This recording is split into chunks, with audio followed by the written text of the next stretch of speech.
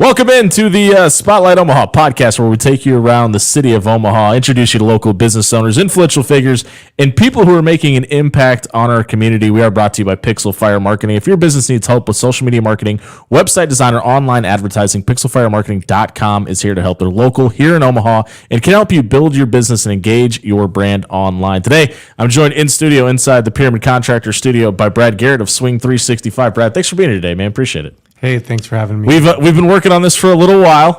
We've been really excited to talk to you because you've got a new and exciting business that I think, not to insult anybody else, but I think a lot of people have been trying to replicate exactly what you guys are doing. Golf is exploding all over the world, and it's had a major increase in transparency here in Omaha. What is Swing 365, and what are you guys trying to accomplish with it? Swing 365 is for the knowledgeable golfer, and the knowledgeable golfer isn't necessarily someone that shoots 72 all the time or par. It's just someone that's addicted to golf. You know, people that dream about it, sleep about it, buy the new clubs, have their own coach. They just want somewhere to go and be able to practice and play some golf in privacy. You guys are bringing such a unique approach to it, and the fact that you guys are open 24/7, 365. Why the later hours, and what kind of increase have you guys seen in those hours, maybe post 8 p.m.? Sure. It is one of those things that we're not in the 1950s anymore where people have a normal work schedule. People can work remotely. People work from their phones. People work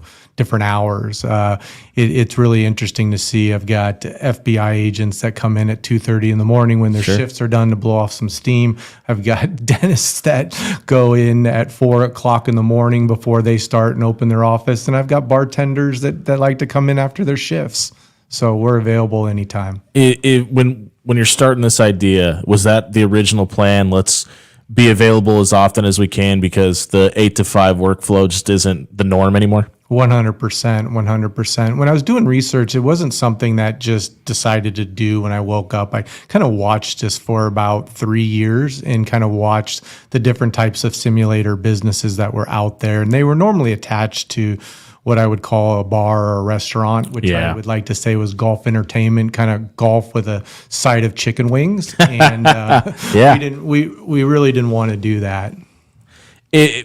Is there any part of that is scary when we're talking about this new idea and it's different than everybody else, but what they're doing is kind of working? Was there any fear attached to that decision? You know, being an entrepreneur for 20 years and knock on wood, the first two have been very successful.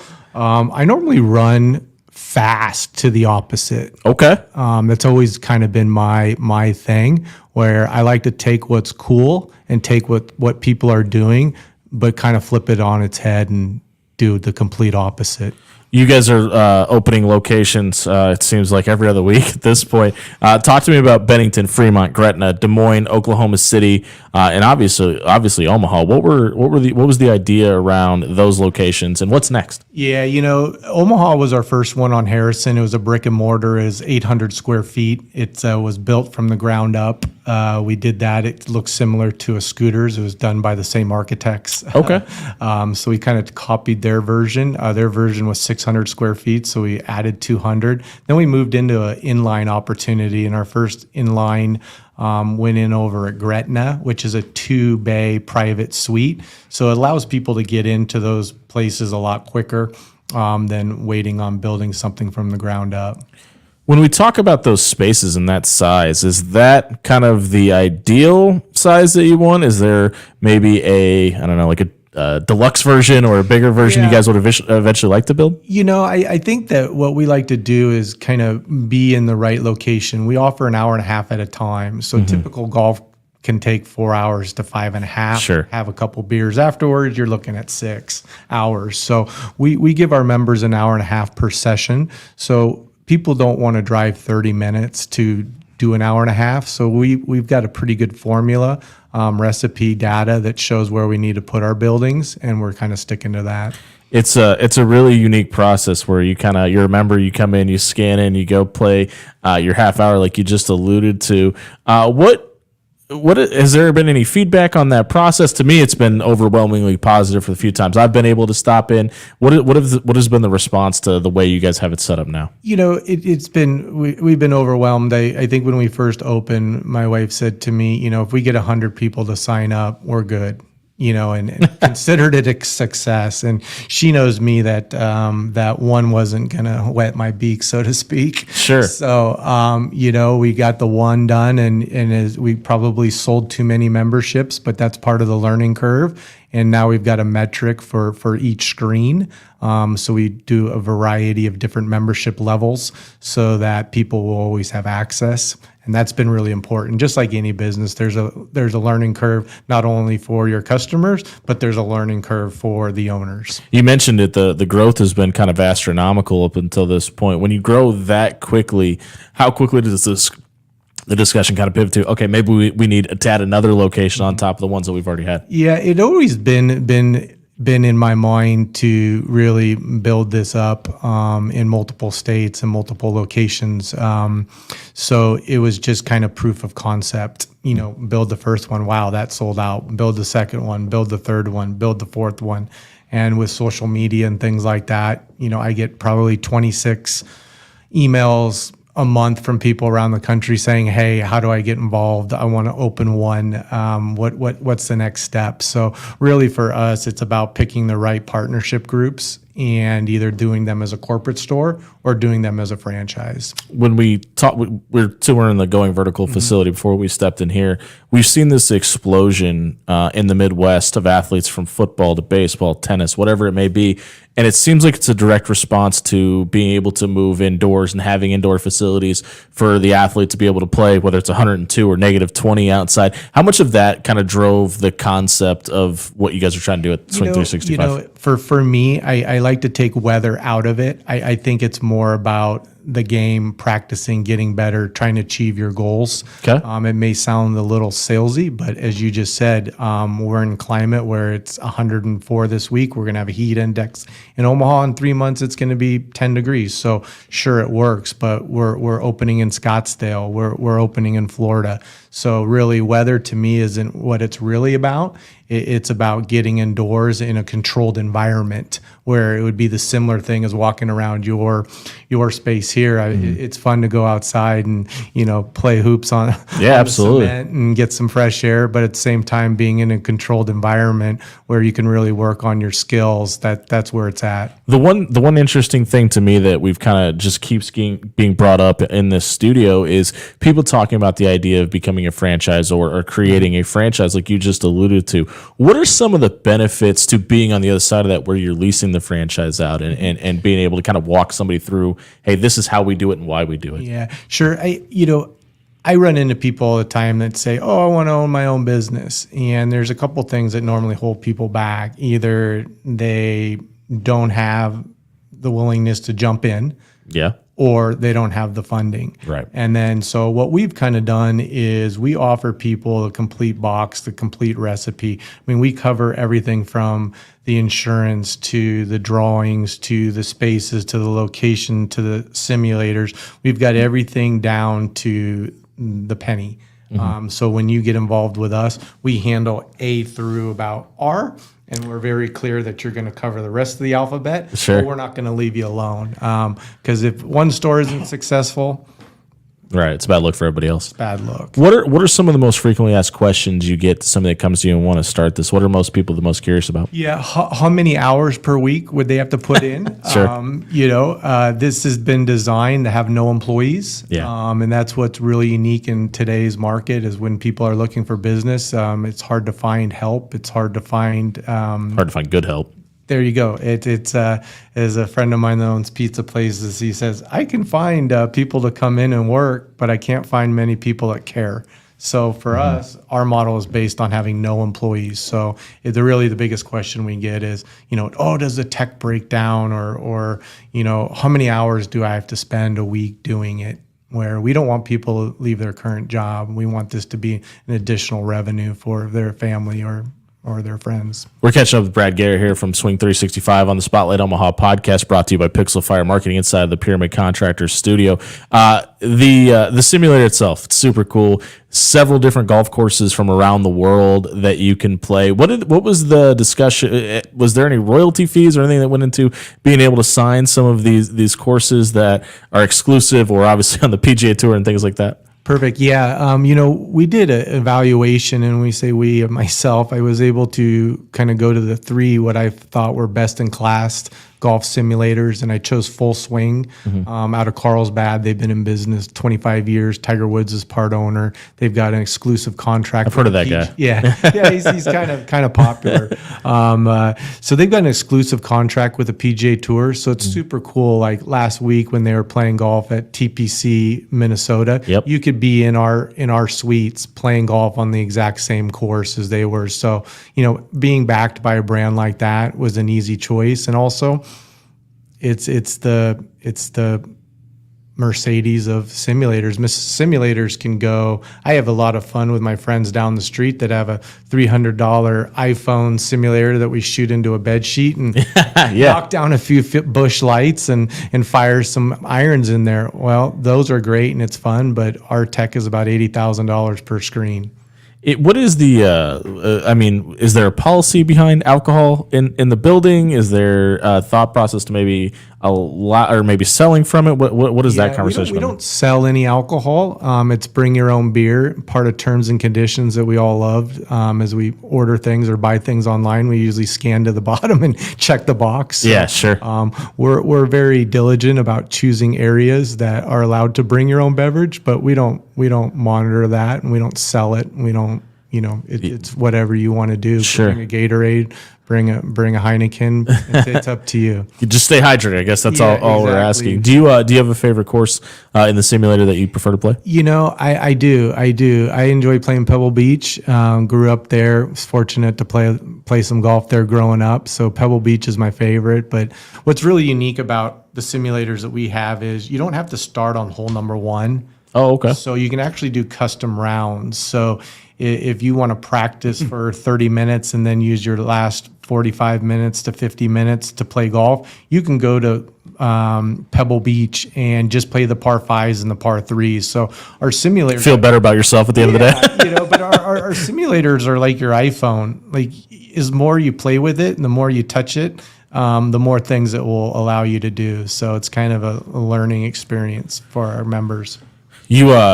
You guys obviously you brought it up. You're a membership based business. What is signing up for a membership look like, and what can people expect when they go to the website and become a member at Swing 365? Yeah, it's basically 3 steps. We've got 4 different membership levels. Our entry level starts at $100. Our highest level goes to $225.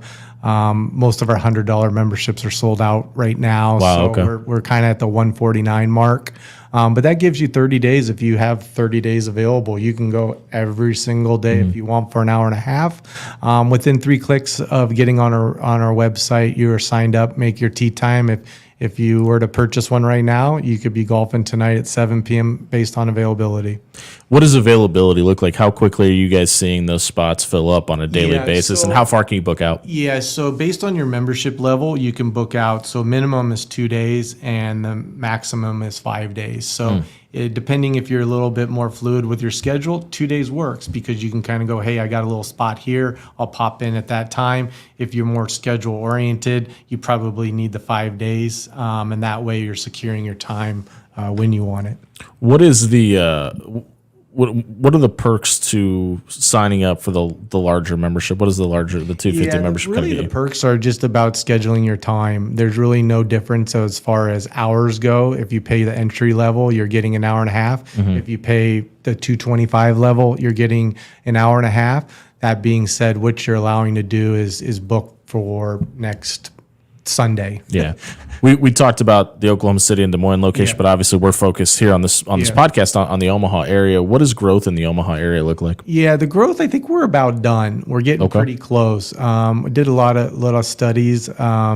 Omaha has 22 public golf courses, 8 private courses. Our club, our Swing 365, we have members of every single private club in town.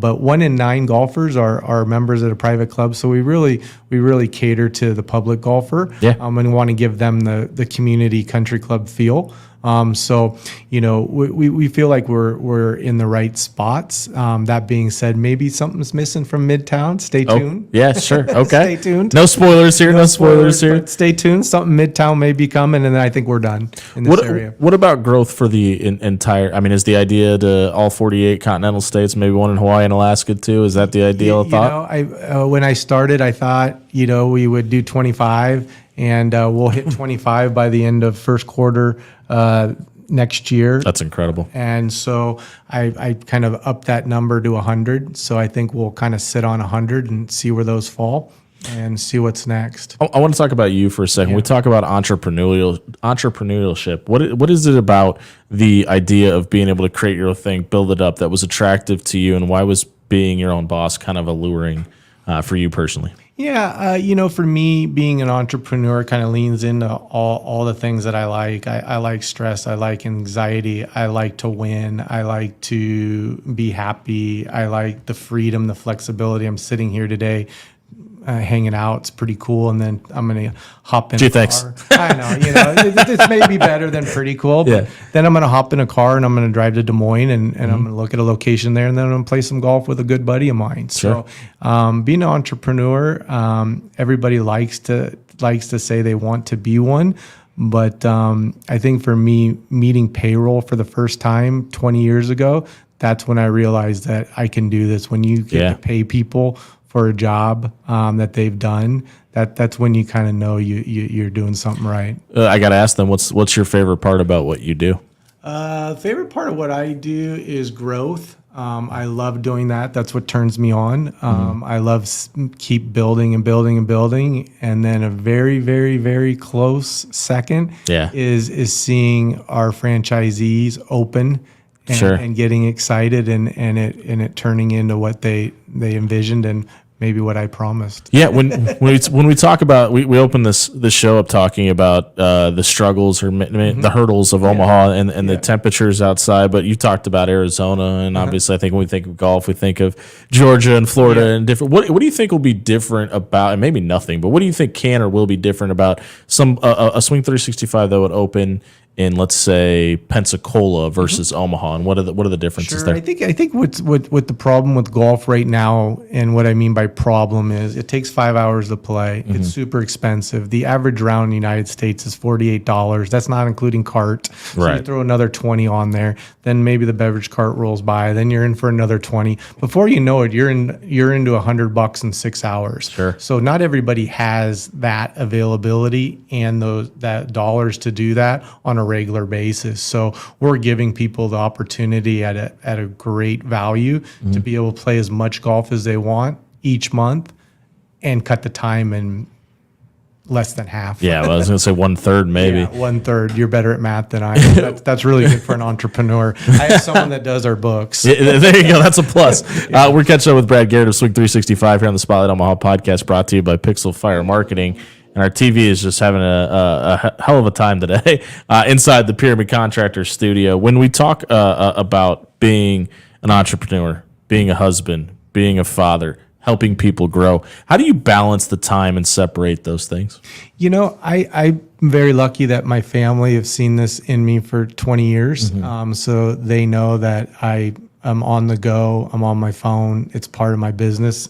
When I was younger, my kids thought it was attached to my hand. That probably hasn't changed much. Yeah. That being said, I enjoy the small things that people may or may not be able to do. I love driving my daughter to school in the morning. I get to talk with her. We're one-on-one. When I pick her up in the afternoon, it's great. I'm the first one that knows if she was happy, if she had a great day.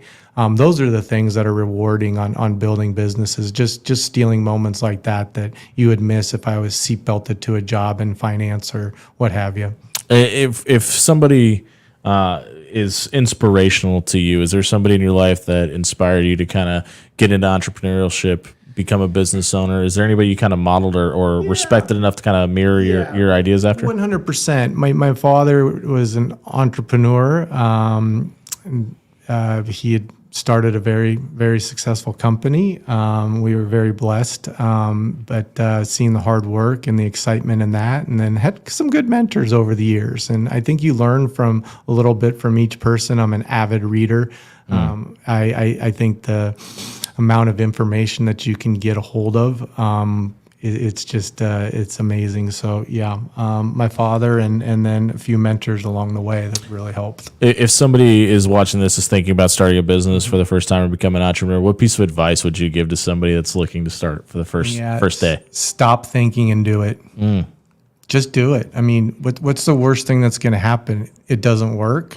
You're going to have to go back to your old job. Maybe you go to a new job that's even better than the old job that you had. Sure. I mean, just stop thinking and just do it. If you could go back, hop in the DeLorean, get up to 88 miles an hour, and go back in time, what's the one piece of advice you gave yourself starting off? You know, I would say take your time on responding to emails. Don't start with as my per my last email type thing. Yeah. No, just more like you're so excited you just want to like rip off emails to people fast. They send you a question, they ask for a request, and you're just so excited. You're just like bang, bang, bang, bang, bang, bang, bang. There are certain emails that I've learned as I've gotten older that you need to take your time on. I have a 24-hour rule, which means I will return every single email within 24 hours. I used to return them in 3 minutes, but there are certain ones that I think need some thought, and the people deserve it. If somebody is considering opening a Swing 365 location, what's the best part about being a franchisor and kind of taking this thing over? You know, I think what I've heard from the people is, they do their own research. They know where golf is going. They like the fact that we handle almost all the heavy lifting. And they don't have to leave their job. So this is an opportunity for them to add revenue to their family, to their whatever their dreams are. That being said, I've got some owner operators that want to open 4, 5, 6 of these, and they want to leave their jobs. So, yeah, sure. You know, it's a nice and the American dream. Yeah, exactly. So you know, we'll see. We'll see. Not pleasantly surprised is what, you know, the humble side of me says, but the other side of me says is golf is pretty cool and people like it. With that being said, I got to channel my inner sports talk radio show host and solve all the world's problems. PGA versus Live, good or bad for golf? You know what? It's good. It's good. I believe in the opportunity to be paid for what you're worth. So if someone offers you $100 million to do the exact same job and do it less, that's pretty hard to say no. Sure. I was an agent, you know, before I started this. I didn't know if you knew that. Kind of where I was going. Yeah. So but most of my golfers could, and sorry to them if they ever listen to this, they could sit in here with us and most people wouldn't know them, but having seven clients on the PGA Tour out of 125, that was pretty darn cool just to walk on the range. And is there anything you think that the PGA Tour could be doing better? I think the PGA Tour does an amazing job, but I think it's a fraternity that they don't allow a lot of outside business opportunities in. They like to own their opportunities. I think that, you know, if, for instance, we're sitting here doing a podcast, they would rather just do their own. Sure. Instead of opening it up as a forum and seeing who's the best at it. They're a very closed off community. If somebody is maybe not Swing 365, but think about opening a business for the first time. If somebody comes to you and is looking to maybe be mentored, what's the piece of advice that you give to somebody that's starting a business for the first time?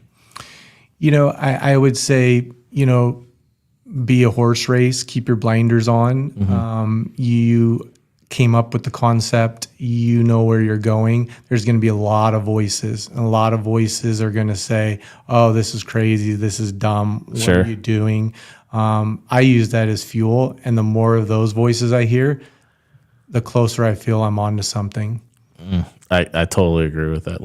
Let me ask you if because I'm sure there's at least one that sticks out. Worst piece of advice you've ever been given? You don't have to say who. No. Worst piece of advice, don't do it. Yeah, that's It seems simple, but everybody, that likes to say, don't do it. Are you crazy? You've got a good thing going. Why would you stop that or what have you? Don't do it. And then I would also say, if you're going to partner with people on the financial side of things, make sure that all the ducks are in a row. Do you believe Lane Kiffin would be a lot of fun to play around a golf with? Lane is I haven't met him, but my friends and I are big fans. So I think Lane has embraced the opportunities that NIL has done. He leaned into it faster than anyone. Agreed. And I think he's building something special there. And, people that say, that's how we've always done it. I run from those people. Run from those people because they're going to be left way behind. Yeah, looking at you, Dabo Sweeney.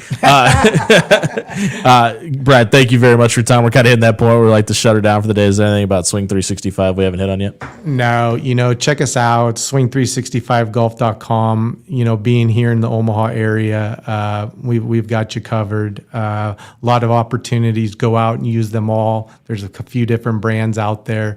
Visit them all, choose them, support everyone. There's enough golf in the community for all the businesses to make ends meet. Well, I appreciate you being here today. If you are a golfer or you're looking to get into the game and want to do it in a more private setting, check out swing365golf.com. It's scrolling across the bottom of your screen right now. Just a little bit of maintenance information for everybody out there. Today has been live. We are live with Brad right now, but the next 3 days will be pre-recorded. After Hours is getting ready to head out to LA to cover the Terrence Crawford fight this weekend. So we will be pre-recorded for the next 3 days, but we will be live, or we will be coming to you at 11 a.m. the next 3 days as originally scheduled. We'll be back tomorrow at 11. Thanks for joining us today on the Spotlight Omaha podcast, brought to you by Pixel Fire Marketing inside the Pyramid Contractor Studio.